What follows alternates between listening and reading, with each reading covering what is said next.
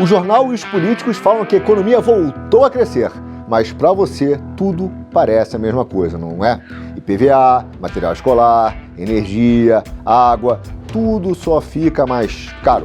Enquanto isso, a arrecadação do nosso governão só aumenta e eles ainda querem criar mais impostos para quem? Para você pagar. O que nos leva a pensar na seguinte pergunta: para onde está indo esse dinheiro? Para funções muito importantes, como carregar móveis e limpar carros do queridíssimo Ministério Público. E é claro que para o bolso da elite financeira que trabalha lado a lado com a burocracia. Essa é a economia woke, meu amigo, e hoje nós vamos ver em mais detalhes como ela opera e como a força financeira, que está acima até mesmo dos médios e grandes empresários, ganha vida. Como já vimos no primeiro vídeo, nos Estados Unidos, 50% dos novos graduados são forçados a aceitar empregos que não requerem um diploma. Agora, e se eu te disser que nesse mesmo país, o 1% mais rico detém 35% da fortuna gerada?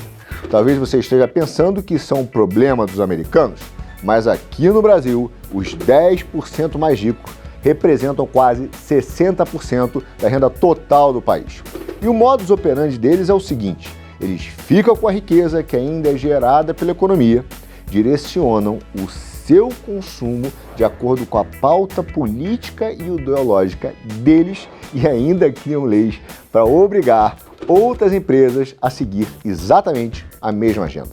Isso sem contar aqueles que, por terem amizades com políticos e burocratas, pegam empréstimos a juros baratinhos com o governo, ou em bancos subsidiados pelo Estado, e depois te vendem os seus produtos, ou seja, te empresta dinheiro cobrando juros absurdos.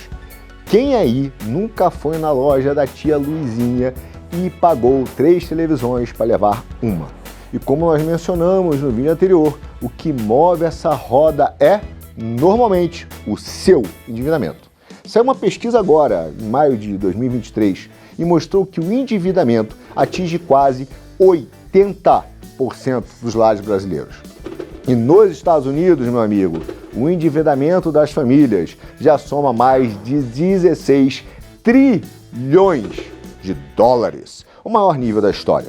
E o mais irônico é que boa parte da grana que financiou essa brincadeira toda e deu lastro para a criação dessas dívidas é a grana que você deu para o governo por meio dos seus impostos. E bom, se o governo dá subsídio para a criação de dívidas e entrega de empréstimos, quem é que está ficando com o dinheiro dos juros desse endividamento? Exatamente, é a elite financeira que move o mercado ao seu bel prazer. E faça chuva ou faça sol, com boom econômico ou crise, a fortuna dessa elite, em especial o seu poder, continua aumentando. Só para você ter uma noção de como eles foram enriquecendo, em 1950 o setor financeiro representava 2,8% da economia. Em 2011, mesmo depois da retração que aconteceu após a crise de 2008, esse setor aumentou sua participação para quase 9%. Ah, Arthur, mas 9% parece pouco. Então preste atenção nos ativos, que é a quantidade de dinheiro que cada banco tem. Em 1980, os ativos, grana, representavam 55% do PIB. Em 2000, esse número já estava em 95%. E sabe o que aconteceu? Agora, na pandemia, os ativos bancários alcançaram 7,4 trilhões de reais. E pela primeira vez na história, ficaram com um valor maior que o PIB do Brasil. O que isso significa? Que enquanto você e diversas empresas da economia produtiva se endividam, perdem grana e quebram, eles crescem e prosperam. É uma transferência de renda do povo, do rico, do pobre, do proletariado e dos empresários para os oligopólios. O que é muito pior do que aquela história contada pelos socialistas de transferência de dinheiro do proletário para o burguês. Até porque os socialistas, quando expandem o poder do Estado em nome da igualdade, terminam captando mais recursos para o governo, que por sua vez transfere mais grana para os oligopólios, que financiam todo esse esquema. A agenda woke e a própria campanha dos políticos que os auxiliam. Ou seja, o socialismo anda de mãos dadas com o wokismo. São dois lados da mesma moeda. Socialismo pra gente, capital para eles. É um sistema de pilhagem. Enquanto isso, por meio do financiamento de ONGs, eles pautam o sistema educacional. Os políticos direcionam o crédito e o consumo. Então, os caras que saem do sistema educacional doutrinados vão trabalhar no departamento de marketing de empresas, em roteiros de filmes, e daí eles nos alimentam com pautas identitárias de gênero nos filmes.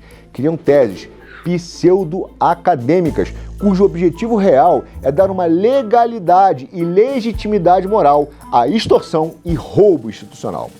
E como eles são hegemônicos, como a maior parte da grana está na mão deles, quem não segue as pautas impostas é cancelado e não tem acesso a crédito e nunca vai conseguir prosperar. O grande objetivo é destruir as médias e pequenas empresas, para que ninguém consiga mais ter seus próprios negócios e concentrar toda a atividade econômica na mão dos grandes oligopólios. Assim, você vai ficar totalmente escravo e dependente, não só do Estado, mas, sobretudo, das corporações wokes. Arthur, mas onde é que esse sistema vai parar? Qual é o futuro? A real é que um sistema de endividamento infinito, meu amigo, é impossível. Uma hora, todas as famílias vão quebrar e todas as propriedades privadas, as garantias, serão incorporadas pelos grandes financiadores de crédito. E você provavelmente não vai poder nem dirigir mais se estiver devendo. Isso pressupondo que você tenha carro, né? Até porque entre os Ubers e os carros que dirigem sozinhos, todos os outros meios de locomoção, até mesmo aqueles que não precisam de donos, vão pertencer a esses terceiros que controlam a economia. Como o Fórum Econômico de Davos já deixou bem claro, do que depender das elites financeiras wokes, você não vai ter nada. Vai dever tudo, mas vai ser feliz, controlando o consumo, o crédito, a tecnologia, a educação e o governo. Os wokes estão formando um exército intercambiável, descartável e substituível de gente barata. Enquanto ainda não viramos máquinas ou somos substituídos pela inteligência artificial, temos alguma pequena chance. O avanço desses sistemas de inteligência artificial vai tornar muitas das profissões obsoletas, como as máquinas sendo mais eficientes na grande maioria das atividades do que nós humanos. O que vemos é que a indústria de massa, que alimenta a nossa economia e ainda permite a livre iniciativa, apesar de todos os obstáculos, agora está sendo claramente substituída por novas indústrias oligopolistas, com o Estado apoiando tudo isso por meio de legislações, vigilância e sistema de controles totalitários. Mas isso é viagem, né? Afinal, quem iria aceitar ser vigiado 24 horas por dia ou ser conivente com mecanismos de controle tão duros, né? Nessa nova ordem, a mobilidade física e econômica, dinheiro, deixarão de existir. As cidades serão guardadas por drones, militares autômatos e robôs, criando uma espécie de isolacionismo tecnológico do mal, onde todo o sistema será eletrônico. Moedas, acesso, produção, sistema de produção e uma grande parte do mundo dispensável economicamente, inclusive nós. Você não poderá se locomover livremente ou comer qualquer coisa. Elementos como crédito de carbono e reconhecimento facial vão imitar todas as suas ações. Arthur, isso está parecendo muita viagem. Então aqui vai um exemplo concreto que demonstra a possibilidade de implementação técnica. A AWS, que é o sistema de nuvem da Amazon, do onipresente Jeff Bezos. É só técnica, hein? Não estou acusando o Jeff Bezos de nada. Acho que estou, né? Bom, sabia que todas as grandes empresas que você pode imaginar usam esse mesmo sistema? Apple, Netflix, Meta, Microsoft, até a NASA e o FBI guardam suas informações lá. E o que isso importa, Arthur? Bom, além de guardar todas essas informações, a Amazon também tem um projeto de conexão em rede para que os aparelhos nunca fiquem sem internet quando o Wi-Fi e todo o resto estiver desligado. E sim, isso inclui dispositivos como câmeras de segurança, aspiradores de pó eletrônico, com câmeras e até, imagine, o seu celular. E claro, eles estão promovendo o uso e integração dessas tecnologias para ser usadas no que chamam de cidade do futuro, as Smart Cities. Na prática, meu amigo, você vai ver numa prisão, na qual o sistema e as máquinas vão saber a sua localização e controlar absolutamente tudo. Quem não seguir a cartilha, o woke, vai ser cancelado. E não é só cancelamento virtual, não.